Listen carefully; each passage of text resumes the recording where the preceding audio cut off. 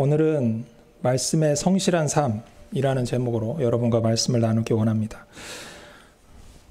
많이 들어보셨을 거예요. 아마 시골에서 사셨던 분들, 여기 젊은 사람들은 잘 모를 수도 있는데, 저도 생긴 건 시골에 산 것 같지만 평생을 서울에서만 살았습니다. 저는 도시 남자거든요.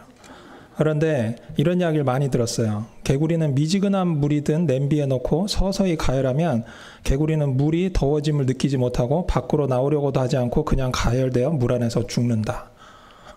그런 경험들이 있으세요? 여기 남자분들 중에 시골에 사셨으면 충분히 아마 이런 경험들을 해보지 않으셨을까 싶은 이런 생각이 듭니다. 그런데 사단도 비슷한 방법으로 크리스찬을 시험하고 죽게 한다라는 거예요. 평안한 것처럼 보이는 물 가운데 잠겨있는 교인들은 성경에 반하는 비윤리, 영리의 불로 불을 서서히 데워가는데 깨어나지 못하고 그것을 당연한 시대의 현상인 것처럼 받아들이다가 영적으로 서서히 죽어간다는 겁니다. 어떤 것들이 있을까요?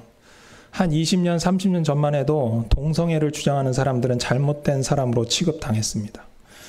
하나님의 말씀에 반하는 사람이라고 여겼죠. 믿지 않는 사람들이 동성애 주장을 하는 것도 듣기가 좀 거북한데, 요즘은 믿는 사람의 입에서도 그런 말이 나오고 교회 안에서 동성애자들도 직분자로 안수받을 자격이 있다고 주장하는 강한 힘을 내기 시작했습니다.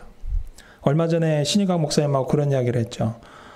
이제는 동성애를 말하는 사람, 그러니까 사람들이 목사님들 모임에서 사람들이 나는 그 교리가 맞지 않아 그러고 떨어져 나가려면 잘못된 교리에 있는 사람들이 나가야 되는데, 잘된 교리를 갖고 있는 사람들이 나가고 잘못된 교리를 갖고 있는 사람들이 남아있다라는 거예요.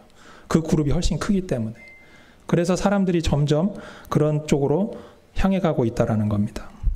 동성애자들이란 동성애 성향이 있는 것과는 달리 실제로 동성애 사람과 관계하면서 함께 삶을 살아가는 사람들입니다. 동성애 성향이 말씀에 비추어서 재성이라면 동성애를 행하는 것은 범죄죠. 현재 동성애자들의 주장에 의하면 이는 그저 사람들의 여러 다른 성향 가운데 하나니까 동성애를 행하는 것이 죄가 아니라라고 이야기를 합니다. 어떤 주에서는 이런 말하면 잡혀간대요. 벌금도 내고. 테네시는 아닌 것 같아서 자유롭게 말합니다. 이게 잡혀가고 벌금을 내기 때문에 그냥 쉬쉬할 일도 아니고, 이것이 그냥 사회 풍조가 이러니까 그냥 받아들여야 되는 것도 아니다라고 저는 말씀드리고 있는 거예요. 이처럼 우리는 세상에 휩쓸려 그냥 흘러가는 대로 살다가 사단의 계략에 넘어가게 되는 것은 아닌지 경계하고 경계해야 된다고 생각을 합니다. 이처럼 세상은 점점 그리스도인이 살기 힘들어지는 그런 현실이에요. 이런 현실에서 우리가 할 수 있는 것이 무엇인지 오늘 등장하는 갈렙을 통해서 해답을 찾기 원합니다. 성경의 인물 중에 여호수아는 유명한 사람입니다. 그죠? 이름을 여호수아, 좌시아로 짓는 분들도 굉장히 많아요. 많은 분들이 좋아하는 인물인데 저도 여호수아를 좋아하지만 그와 함께 제가 성경에서 제일 좋아하는 인물이 바로 갈렙입니다. 갈렙은 성경에서 많이 언급되는 인물도 아니에요. 갈렙이 우리에게 인식되어지기 시작한 것은 민수기 13장, 14장에 그의 이름이 처음 등장할 때, 즉 그가 12명의 정탐꾼과 가나안을 처음 정탐했을 때, 그때 처음으로 나옵니다. 여러분들이 그 정탐했던 이야기를 다 풀어서 지금 설명할 수는 없지만, 그때 당시 12명이 정탐하고 와서 10명은 그곳은 우리가 갈 곳이 못 된다. 굉장히 부정적인 이야기를 합니다. 그리고 단 2사람, 여호수아와 갈렙만이 하나님의 말씀에 의지해서 승리를 장담합니다. 이 일 이후에 갈렙은 아마도 모세의 뒤를 이어갈 후계자가 될 사람 중에 한 사람이라고 이스라엘 사람들이 생각했을 거예요. 그리고 20세 이상의 모든 성인이 죽고 난 다음에 여호수아와 갈렙만 살아남았기 때문에 여호수아를 따르는 사람들도 많았겠지만 갈렙을 따르는 사람들도 꽤 많았을 겁니다. 하지만 하나님께서는 갈렙이 아닌 여호수아를 선택하시죠. 여기서 여러분들 갈렙의 마음을 한번 생각해 보세요. 2명이 살아남았어요. 많은 사람들이 다 죽었습니다. 이제 앞으로 이끌어갈 인도자는 2명밖에 안 남았어요. 여호수아와 갈렙. 그리고 똑같은 행동을 했어요. 나는 하나님을 믿는다. 하나님의 말씀을 믿는다라고 이야기를 했어요. 갈렙이 인도자로 선택받지 못했을 때 갈렙에게 어떤 마음이 들었을까요? 인간적인 서운함이 있진 않았을까? 이런 생각을 한번 해봐요. 나도 여호수아처럼 했는데 나는 왜 여호수아만큼 이런 리더십을 갖지 못했을까? 이런 생각. 그 후에 갈렙의 이름은 성경에 몇 번 등장하지만 다 그가 성실히 하나님을 따랐기에 죽지 않고 약속의 땅에 들어가게 될 인물 두 사람, 여호수아와 항상 함께 등장을 합니다. 그리고 누구도 갈렙과 여호수아라는 말은 안 해요. 누가 이야기해도 여호수아와 갈렙이라고 이야기를 합니다. 항상 2인자 자리에 있게 되는 거죠. 그렇다면 서운하기로 따지면 많이 서운했을 수도 있어요. 그런데 오늘 성경 말씀에 보면, 오늘 본문을 통해 우리가 확인할 수 있는 것은 갈렙은 그 서운함보다 그 후 45년 동안 믿음으로 모든 상황을 성실히 살아온 것을 보게 됩니다. 이런 갈렙을 통해 우리가 배우고자 하는 것 세 가지를 오늘 살펴보기 원합니다.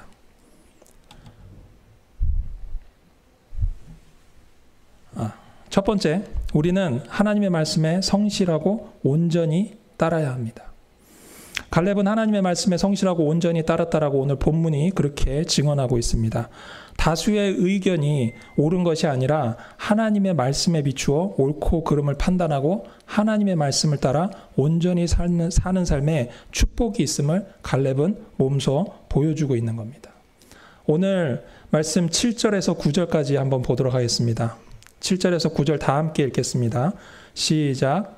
내 나이 40세에 여호와의 종 모세가 가데스 바냐에서 나를 보내어 이 땅을 정탐케 함으로 내 마음이 성실한 대로 그에게 보고하였고 나와 함께 올라갔던 내 형제들은 백성의 간담을 높게 하였으나 나는 나의 하나님 여호와를 온전히 쫓았으므로 그날에 모세가 명세하여 내가 나의 하나님 여호와를 온전히 쫓았은즉 내 발로 밟는 땅은 영영이 너와 내 자손의 기업이 되리라 하였나이다.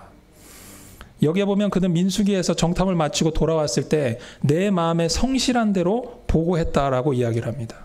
이 말씀을 리빙 바이블이라는 버전으로 보면 이렇게 이야기해요. I report what I felt with the truth. 이것은 갈렙이 믿음의 사람이었기 때문에 하나님을 의지하고 그 마음에 하나님께서 말씀하시는 그대로 이루어지리라는 믿음으로 보고했다라는 거예요.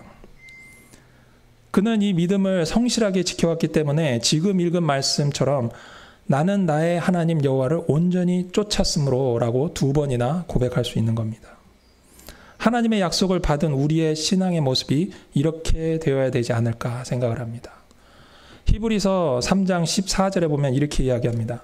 다 같이 한번 읽어보겠습니다. 시작. 우리가 시작할 때 확신한 것을 끝까지 견고히 잡고 있으면 그리스도와 함께 참여한 자가 되리라. 우리가 믿음의 삶을 시작할 때 우리에게 주신 하나님의 확실한 약속을 끝까지 잡고 이루어질 줄로 믿고 그 믿음으로 사는 우리에게 하나님은 그분이 약속하신 것을 우리 삶을 통해 이루어 가신다라는 것을 믿으시기 바랍니다. 그럼 갈렙은 믿기만 하고 있었을까요? 그냥 믿고 가만히 있었냐라는 거예요. 그렇지 않습니다. 오늘 두 번째는 뭐냐면 우리는 삶을 통해서 우리의 믿음을 보여주어야 한다는 것입니다. 10절로 11절 한번 읽어보겠습니다. 10절로 11절입니다. 시작. 이제 보소서 여호와께서 이 말씀을 모세에게 이르신 때로부터 이스라엘이 광야에서 행한 이 45년 동안을 여호와께서 말씀하신 대로 나를 생존케 하셨나이다. 오늘날 내가 85세로 돼 모세가 나를 보내던 날과 같이 오늘날 오히려 강건하니 나의 힘이 그때나 이젠이나 싸움에나 출입에 감당할 수 있사온즉 이라고 이야기합니다. 저는 이 말씀을 읽을 때마다 갈렙이 45년의 광야 생활을 마냥 기다리고만 있었다라고 생각하지 않습니다. 그냥 기다리고만 있었다면 언제가 때가 되면 이루어지겠지라고 기다리고만 있었다면 지금과 같은 그런 고백, 그때나 이제나 일반이라. 싸움에나 출입에 감당할 수 있다라고 고백할 수 없었을 거라고 생각을 합니다. 지팡이 짚고 나와서 지금도 싸울 수 있다라고 말할 수 있냐라는 거예요. 나이 85세면 적은 나이가 아닙니다. 여호수아가 110세에 죽었다라고 이야기를 해요. 그럼 85세라면 지금 나이로 아무리 적게 잡아도 60세가 넘었고 한 70대 정도로 보는 게 맞습니다. 요즘은 100세 시대라서 60이나 70 아직 한참이라고 말할 수도 있어요. 스스로 관리하지 않으면 결코 전투에 나갈 만한 나이는 아니라는 거예요. 여러분들 또한 45년 전이나 지금이나 똑같다라는 말을 할 수 없는 나이입니다. 어떻게 40세하고 85세하고 똑같을 수가 있어요? 45년이 지났는데.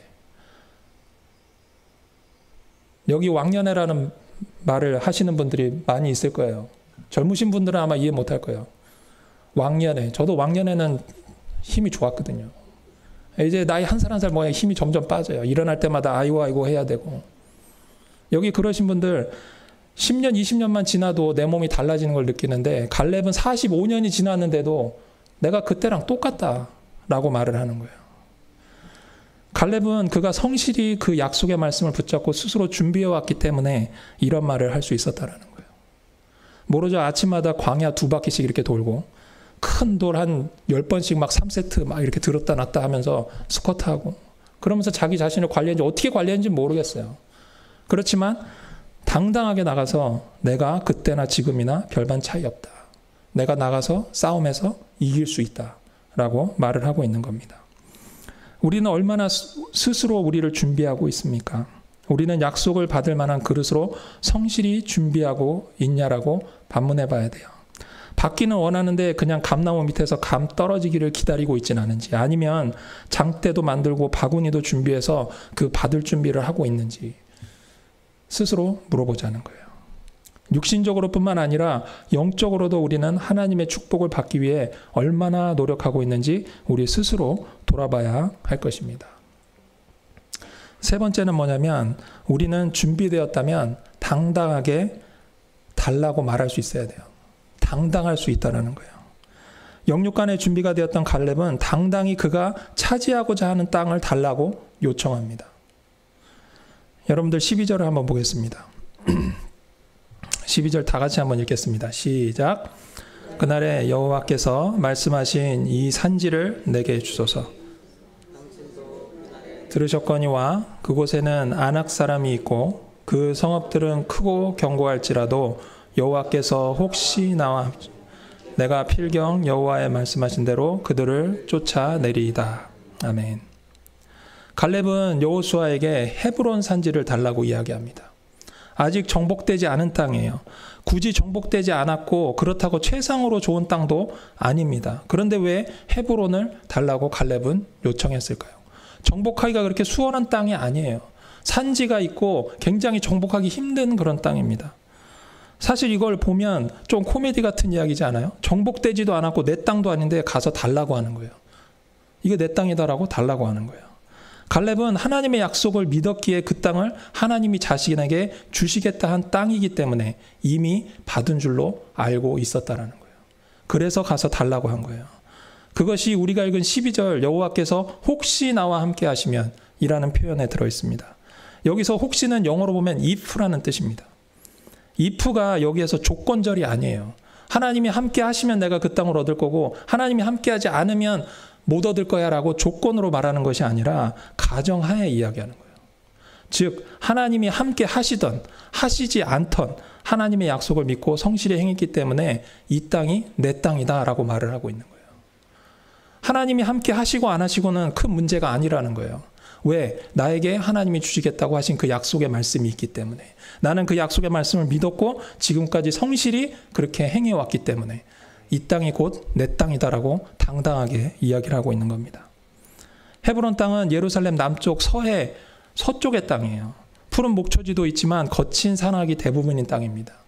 이 땅에는 심히 큰 여러 성읍도 있지만 아낙 자손들이 사는 땅이에요. 아낙 자손은 어떤 땅이냐? 여러분들 그 12명의 정탐꾼이 정탐을 마치고 왔을 때 10명이 가나안에는 거인들이 살아서 우리가 꼭 메뚜기 같다라고 이야기를 했어요. 여기서 말하는 이 거인이 바로 아낙 자손입니다. 즉 많은 사람들이 두려워할 정도로 엄청 크고 무서운 사람들이 거친 지형에 뭉쳐서 살고 있는 거예요. 얼마나 정복하기가 쉽지 않겠어요. 그렇지만 갈렙은 이 땅이 내 땅이다. 왜? 하나님이 약속하셨으니까. 내가 준비되었으니까 라고 생각하고 가서 당당히 그 땅을 달라고 합니다. 갈렙은 평안한 가운데 기업을 받을 수도 있었습니다. 그는 다 정복된 땅이 아니라 아직 정복되지 않을 땅을 골라서 달라고 한 거예요. 왜냐하면 하나님이 함께 하실 것을 알았고 그렇지 않더라도 자신의 밟는 땅은 자신의 소유가 될 것이라는 약속하신 하나님의 말씀을 성실히 믿고 준비했기 때문입니다.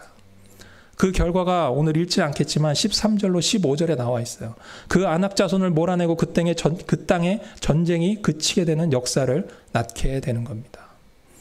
결국 그는 하나님의 약속을 믿고 성실히 45년의 세월을 산 그런 보상을 받게 되는 거예요. 그런데 저희가 한 가지 더 기억해야 될 것이 있습니다. 얼마가 지났다고요? 45년이 지났어요.